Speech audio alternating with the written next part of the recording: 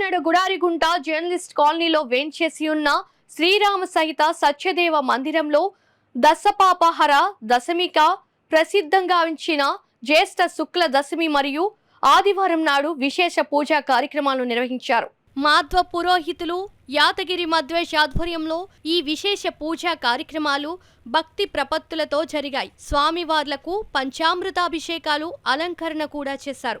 ఈ రోజు దశమి వరకు కూడా ఈ 10 రోజులు అనేది ఏదైతే ఉంటుందో విశేషమైనటువంటి పర్వదినములు. అందులో ఈ రోజున 10వ రోజు అన్న దశమి.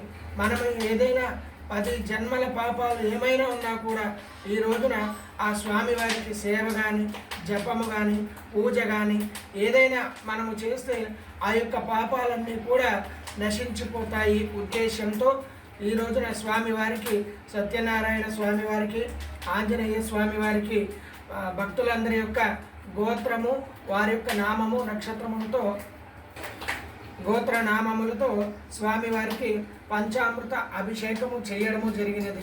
ఈ రోజున ఈ పంచామృత అభిషేకము చెయ్యగలరా అని ఒక సంకల్పం ఒకళ్ళు మాకు చెప్పారు.